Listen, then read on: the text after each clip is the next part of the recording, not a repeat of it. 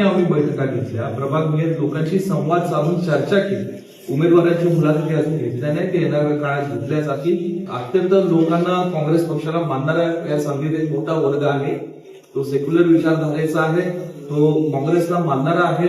अनेक लोक या आशाने तिथे गेले होते की कदाचित आम्हाला उमेदवारी मिळेल, आम्हाला योग्य स्थान मिळेल. आज आता आजच्या सभेमध्ये तुम्ही पाहताय कोणाला किती स्थान मिळालं, कुणाची कुठं नावं होती. काँग्रेस पक्षाचे राज्याचे नेते सन्माननीय जयंतराव पाटील साहेबांनी आणि आपल्या जिल्ह्याचे खासदार आज काँग्रेस पक्ष आणि राष्ट्रवादी काँग्रेस पक्ष आणि महाविकास आघाडी आम्ही एक ठाम भूमिका घेतलेली आहे. येणारी सांगली महानगरपालिकेची निवडणूक आम्ही महाविकास आघाडी आणि समविचारी पक्ष म्हणून एकत्रित ताकदीने लढणार आहोत. सांगली शहरातल्या सर्वसामान्य नागरिकांचे जे मूलभूत प्रश्न आहेत, ते मूलभूत प्रश्न म्हणजे मागच्या 5 वर्षाच्या कालावधीत राज्यात आणि देशात भाजपची सत्ता असताना सुद्धा जे सुचले गेले नाहीत प्रश्न, मोठमोठे जे टेंडर काढले गेले त्या टेंडरची कामं ती पुरी जी झालेली नाही, असे अनेक विषय सांगलीकरांच्या जिव्हाळ्याचे प्रश्न आहेत. ते प्रश्न घेऊनच आम्ही सांगली महानगरपालिकेची निवडणूक लढणार आहोत. मला खात्री आहे, मी आता इतर बारकाव्यांवर आज बोलणार नाही की येणाऱ्या निवडणुकीच्या कालावधीत अनेक प्रसंग, अनेक सभा होईल, त्याच्यात अनेक गोष्टी बोलता येतील. पण हे सगळे मुद्दे घेऊन आम्ही निवडणूक ताकदीने लढू. असं काही नाही, उलट विखुरलेली नाही, उलट पूर्वी विखुरलेली होती आणि आता उलट जे विश्वजित विशाल पाटील आम्ही म्हणून जे काही काँग्रेसचे कार्यकर्ते आज सांगली शहरात काम करत आहेत, आजी माजी नगरसेवक जे काम करत आहेत, ते काँग्रेसच्या विचारांनी ताकदीने काम करत आहेत.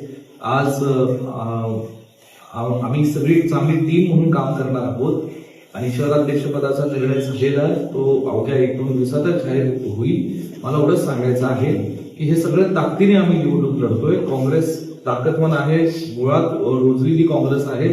तुम्ही पाहाल येणाऱ्या महानगरपालिकेमध्ये चांगले सक्षम उमेदवार काँग्रेसच्या आणि महाविकास आघाडीच्या पॅनलमधून लढतील आणि ते सगळे निवडून सुद्धा येईल. परवा संध्याकाळी 7:30 वाजल्यापासून पहाटे 1:30 वाजेपर्यंत सांगली शहर, मिरज शहर आणि कुपवाड या तिन्ही शहरातले सगळे आमच्या पक्षाचे पदाधिकारी जे काँग्रेस पक्षामध्ये जे नगरसेवक हाताच्या चिन्ह निवडून आले, जे काँग्रेस सोबत आहेत, ती सगळी नगरसेवक होती.